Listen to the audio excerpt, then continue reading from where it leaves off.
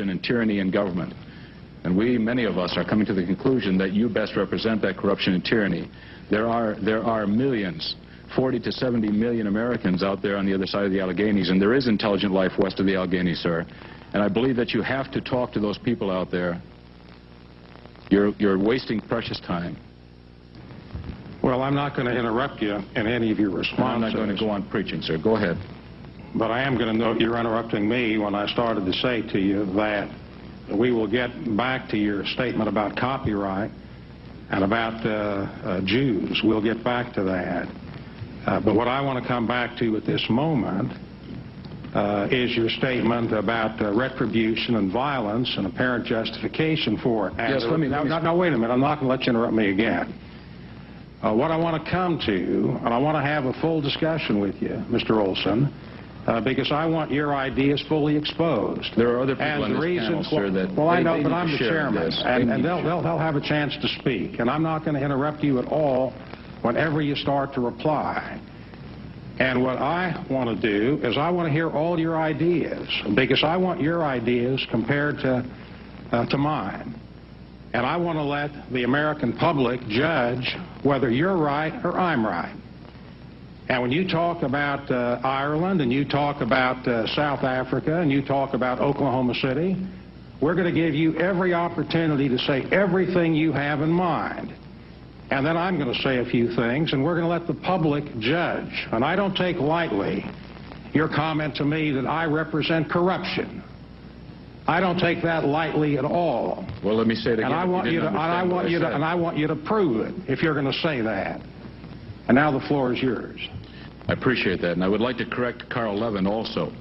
He made some allegations and some statements that were absolutely fallacious. They are not true, and I believe that anyone who has the record of Carl Levin's statements earlier would like to talk to us. We would like to correct those for the record. Proceed.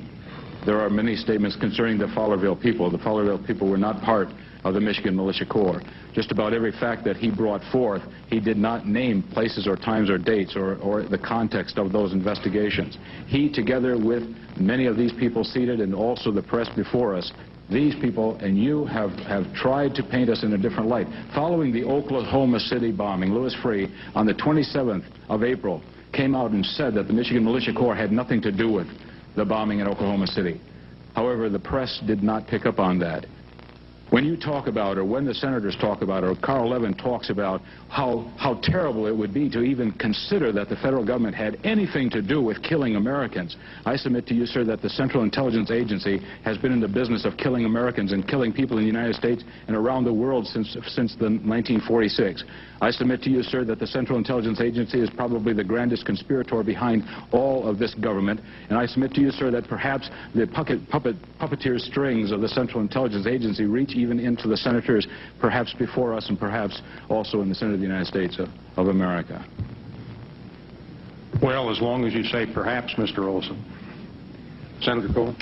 Thank you very much, Mr. Chairman. I would just like to read to you, Mr. Olson, a fax that you sent out on April 28th to the American people, and it said this: "The wrath of the country has been directed toward the brave men and women of the Michigan Militia. Now, here's the truth. On April 19th, 1995, a day that will live in infamy, the government of Japan, in retaliation for the United States gas attack on the subway in Japan, blew up the federal building in Oklahoma City." That's a fax from you to the American people on April 28, 1995. Would you care to comment on it? I have a 40-page document that I have prepared, a transcript of an audio tape that is available to the press. We encourage the press to see me at the press conference this afternoon at 3 o'clock in the White Room on the 13th floor of the National Press Club building, and I will be happy to provide you with 40 pages of transcript. Do your own investigation. Well, are you standing by that fax? I'm saying that bits and pieces of information are conveyed and brought to the attention of the Michigan Militia Corps. We have established safe houses. We have established places of protection where people inside the agencies can come to us with information concerning corruption. And when they do, we take, sir, let me follow. You haven't said it yet. I'll be very brief. When they bring facts to us, we hand it over to the media to investigate. We do not have the resources or the wherewithal to investigate all of these facts.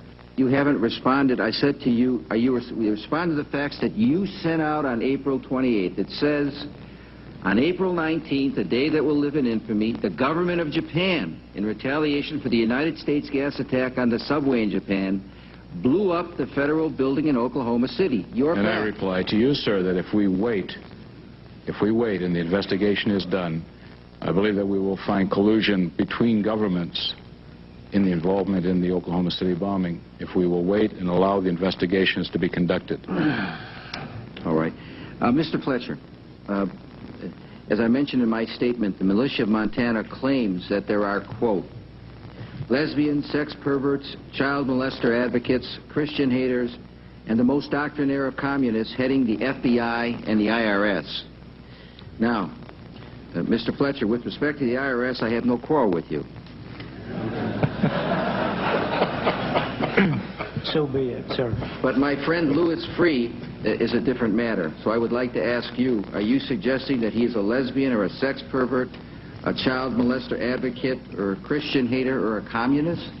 Well, first off, that's not my quote, so that for the record we clear that. And I think that comes out of a singular book that we carry, the same as the library carries, and that's the extent of that. Now, those people that live inside the Beltway have to select their own friends and figure out what their sexual status is, and there's a huge variety at the highest levels of this government in that direction. What I would like to point out, though, that you bring up Mr. Freeh, and an interesting thing has taken place actually almost a year ago, July the 2nd. Mr. Freeh was in Poland, and he made a Nazi-related speech, and it was a memorial to the Jewish camps and the Holocaustic action that took place there. And he said an interesting statement. He said that what happened 50 years ago is not just a history as much as it is a warning. And Mr. Freeh said that, in fact, at any time that any nation of the world starts to utilize local police with their federal enforcement and starts to federally arm the police at a local level, as Adolf Hitler did as he slowly came in and did his outrageous acts back in 1940 and 38, he said that anytime we see this, it's an immediate red flag that that nation is probably moving into a dictatorship. Well, within a single year, we start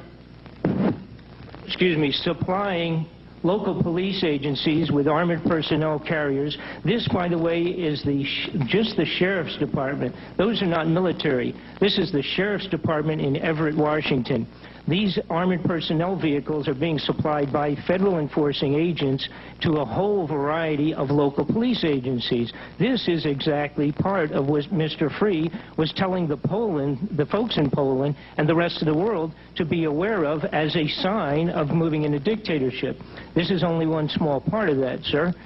This is what I would refer to as a terrorist. These are FBI enforcing agents dressed in their black outfits.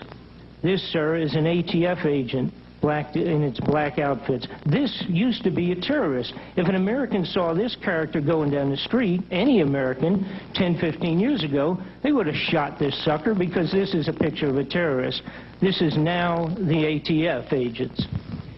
We have questions relative to going beyond Mr. Freeh's point of hundreds of flat cars of United Nations Russian equipment all over the United States. We have questions as to why the United States Army, with this document I have here, has put together the regulations to create civilian inmate labor prison camps inside military bases.